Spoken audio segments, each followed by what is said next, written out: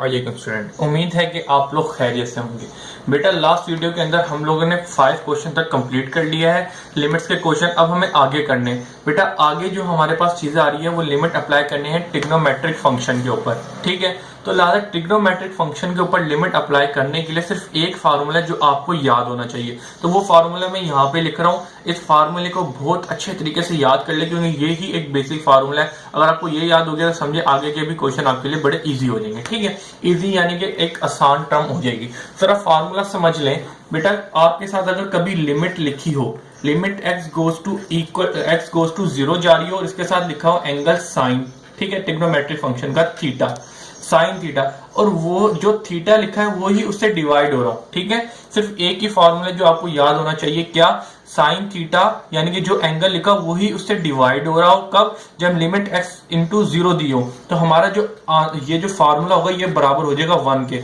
बेटा ये जो फार्मूला हमने बहुत बार यूज करना है, आपको ये वाला फार्मूला याद कर लें। इसको एक्सप्लेन में इस तरह कर देता हूँ। मिसाल के तौर पे आपके पास क्वेश्चन दिया हुआ है एक, इस तरह x इंटू 0 लिखा है लेकिन लिखा हुआ है साइन 2x, ठीक है। अगर ऊपर एंगल देखिए क्या लिखा है 2x, तो इसके नीचे भी डिवाइड क्या होना चाहिए, 2x ही होना चाहिए। इसके जो साइन के साथ एंगल है यानी कि 2x है वही इसके डिवाइड में हो तो ये किसके बराबर हो जाएगा, 1 के बराबर हो जाएगा। सिर्फ ये फार्मूला आपको समझ आना चाहिए, ठीक है। अब हम एक्सरसाइज स्टार्ट करते हैं। एक्सरसाइज के अंदर सबसे पहले 5 कर लिया था।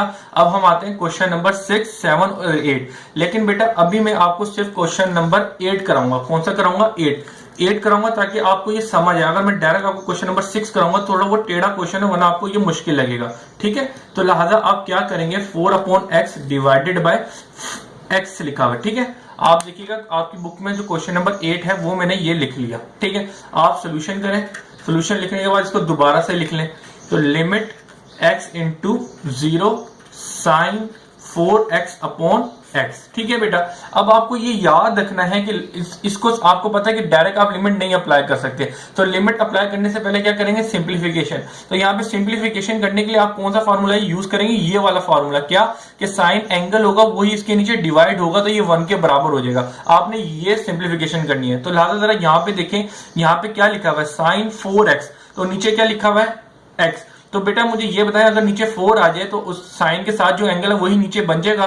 तो लिहाजा मैं क्या करूंगा, 4 multiply and divided by given question. आप ये लिख दें गिवन क्वेश्चन, ठीक है। तो अब मैं मल्टीप्लाई और डिवाइड करता हूं। जरा देखिएगा लिमिट x इंटू 0 ये ऐसी कैसी रहेगा।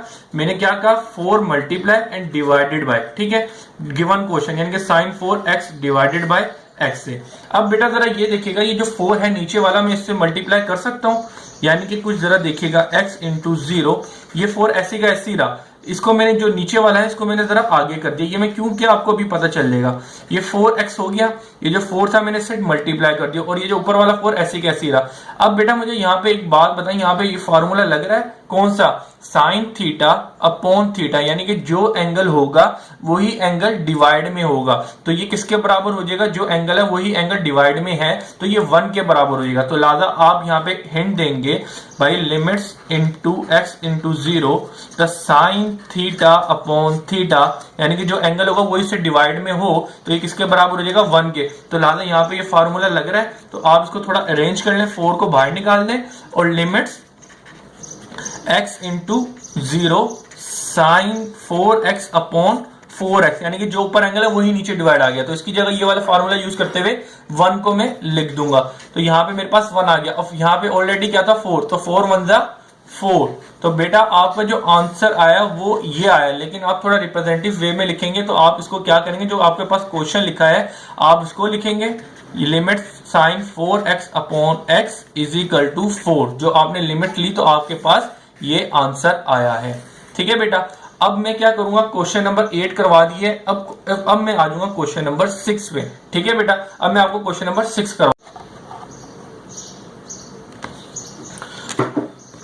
अच्छा जी स्टूडेंट, स्टूडेंट हम इस वीडियो के अंदर क्वेश्चन नंबर 6 करने जा रहे हैं, जो आपकी बुक से मैंने कॉपी कर लिया। देखिएगा ये पूरा ऐसे का ऐसे मैंने सोल्यूशन कर दिया। बेटा आपको पता है कि लिमिट्स लेने होते हैं जब ट्रिग्नोमेट्रिक फंक्शन पे, तो आपको ये वाला फॉर्मूला याद होना चाहिए। साइन एक्स गोज टू 0 जब लिमिट दे दी जाए इनफे और साइन थीटा अपॉन थीटा, यानी कि साइन जो एंगल हो वो इसके एंगल डिवाइड हो रहा, तो ये किसके बराबर हो जाता है 1 के। तो इस फॉर्मूले की मदद से हम इसको सिंप्लीफाई करेंगे। ठीक है, अपना आंसर देंगे। सबसे पहले सोल्यूशन लिखा, जिस तरह का क्वेश्चन है आप उसको पहले हूबहू कॉपी कर लें। ठीक है, ये आपकी रिप्रेजेंटेशन के लिए भी अच्छा है और आप एक बार आंसर भी वो हो जाता है, वेरीफाई हो जाता है, हाँ यार मैंने आंसर सही लिख रहा हूँ। ठीक है, ये आपने जिस तरह क्वेश्चन दिया था वो आपने कॉपी कर लिया। अब जरा देखिएगा मैं यहाँ पे क्या कर रहा हूं, जरा काम जरा देखिएगा। मैंने ये किया लिमिट x इंटू 0 जैसे लिखा हुआ है sine upon 2x upon x divided by sine 3x upon x। बेटा बात कुछ ऐसी है, इसको मैंने इस तरह करके लिख दिया। अगर मैं यहाँ पे चाहूं, अगर मैं इसको काटूं, x और x को ये कट सकते हैं ना, ठीक है ना, ये एक दूसरे से कट रहे हैं, तो मेरे पास sign 2x upon sine 3x, यानी कि ये दोबारा यही फॉर्म मिल जाएगी। तो लिहाजा मैंने x अपॉन x कर दी। ये मैंने क्यों, क्योंकि मुझे पता है ये फार्मूला बनाना है, तो लिहाजा ये मैंने इससे डिवाइड में करते हैं और ये एक दूसरे से कट के दोबारा यही फॉर्म बनेगा। तो लिहाजा इस क्वेश्चन के ऊपर कोई फर्क नहीं बनता, लेकिन ये मेरा सोल्यूशन, मुझे आगे सोल्यूशन देना है, तो उसकी वजह से ये मैंने इससे डिवाइड की फॉर्म में लिख दी है और ना इसके ऊपर फॉर्म के ऊपर कोई इसके ऊपर असर बन रहा है। अब बेटा हम क्या करेंगे, आपको क्या चाहिए कि आप जरा देखिएगा ऊपर जो एंगल है वही नीचे बनाना है। तो लिहाजा आप जरा देखिएगा, मुझे इधर क्या लिखा हुआ है 2, तो मुझे नीचे 2 चाहिए। तो लिहाजा मैं क्या करूंगा, 2 multiply and divided by upper part, क्योंकि ये ऊपर चाहिए ना, तो मैं लिख दूंगा अपर पार्ट। ठीक है, अपर पार्ट लिख दें या अपर साइड लिख दें, कोई मसला नहीं है। अच्छा जी, ये बात तो हो गई, कर देंगे। अब नीचे जरा आए, नीचे आपको क्या चाहिए, साइन एक्स लिखा है ना, नीचे भी डिवाइडेड में भी इसके वही एंगल होना चाहिए। तो लिहाजा मुझे 3 चाहिए, तो आप क्या कर देंगे, 3 multiply and divided by lower side. ठीक है, नीचे क्योंकि चाहिए ना 3, आप लिख देंगे यहाँ पे लोअर साइड मुझे चाहिए। अब इसको मैं मल्टीप्लाई डिवाइड करता हूँ। आपको पता है मल्टीप्लाई डिवाइड में किसी सी चीज से करूं तो उसकी क्वेश्चन के ऊपर कोई फर्क नहीं पड़ता, मैथमेटिकली मैं कर सकता हूँ, ये प्रूव है। तो लिहाजा मैं इसके साथ जरा देखिएगा क्या करूंगा, साइन 2x अपॉन x लिखा हुआ है divided by sine 3x upon x लिखा हुआ है। मैंने क्या लिखा है, 2 multiply and divided by upper side, तो मैंने क्या किया, 2 multiply and divided by upper side और 3 क्या करना है, multiply divided by lower side. तो लोअर की साइड पे मुझे मल्टीप्लाई डिवाइड करना है 3, तो ये मैंने डिवाइड कर दिया 3, मैंने 2 गलती से लिख दिया था। ठीक है बेटा, ये चीज समझ आ गई। अपर मुझे 2 और 2 मल्टीप्लाई डिवाइड करना था और नीचे मुझे 3 मल्टीप्लाई और डिवाइड करना था, तो लिहाजा मैंने कर दिया।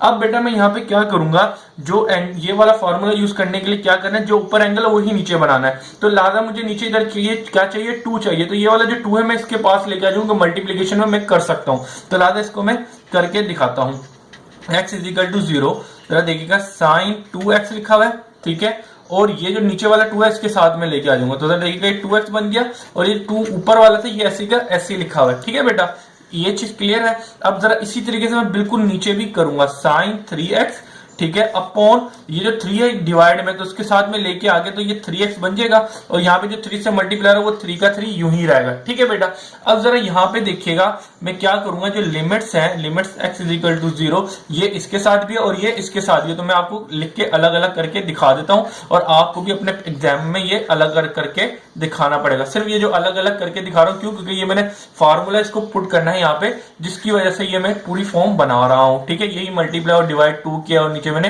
3 किया और नीचे क्या लिखा है, साइन 3x डिवाइडेड बाय 3 है और इसके साथ क्या मल्टीप्लाई 3। तो जरा देखिएगा, बस ये जो लिमिट्स है मैंने इसके साथ भी लग दी क्योंकि क्वेश्चन में दिया हुआ है। अब यहाँ पे कौन सा फार्मूला लग रहा है, ये वाला फार्मूला लग रहा है। तो यहाँ पे आपने हिंट देना है, लिमिट्स x गोज टू 0, तो x थीटा यानी कि जो एंगल हो वही इससे डिवाइड में, तो किसके बराबर हो जाता है, 1 के। तो जरा देखिएगा यहाँ पे वही कंडीशन लग रही है, ऊपर भी और नीचे भी, तो मैं लगा दूंगा 1।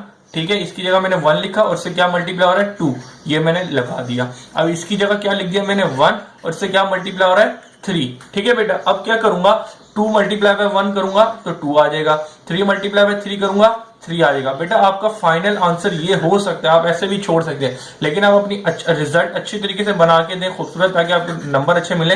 तो रिजल्ट आप किस तरह लिखते हैं, जो क्वेश्चन दिया जाता है उसको लिखें, x into 0 sine 2x upon sine 3x, जो आपको दिया गया, इसकी लिमिट मालूम करनी थी, जो आपने मालूम करी 2 अपॉन 3i। ठीक है बेटा, अगर आप इस तरह अपना आंसर लिख के देंगे तो जरा रिप्रेजेंटेशन अच्छी आएगी और आपका इमेज अच्छा जाएगा एग्जामिनर के पास। तो ये क्वेश्चन नंबर 6 कंप्लीट हुआ।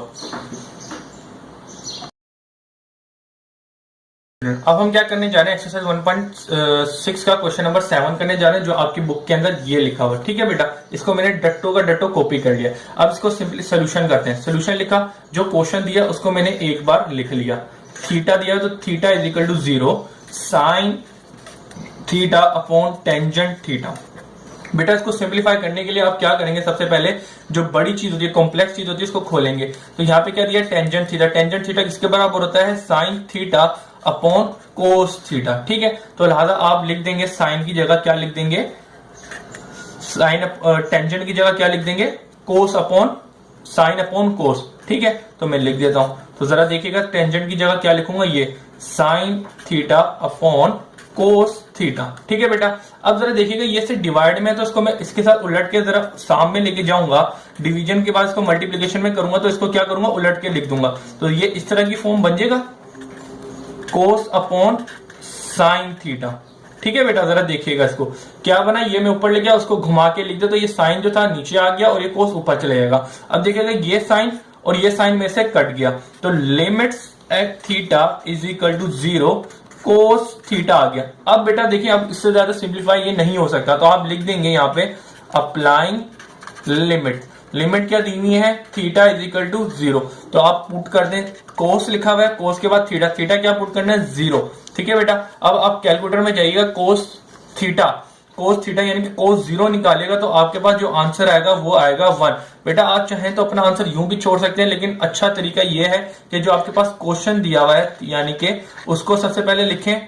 ठीक है, जिस तरह मेरे पास लिखा हुआ है साइन अपॉन टेंजेंट थीटा किसके बराबर आया, 1 के, जो आपने लिमिट निकाली। तो बेटा इस तरीके से लिखेंगे तो आपके अच्छे नंबर आने के चांसेस हैं और आपकी रिप्रेजेंटेशन बेहतर होगी। तो ये क्वेश्चन नंबर 7 भी हो गया और क्वेश्चन नंबर 8 आपको मैंने सबसे पहले करवा दिया था। इंशाल्लाह आने वाली वीडियो में आगे भी मैं आपको सोल्यूशन करा दूंगा। अल्लाह हाफिज।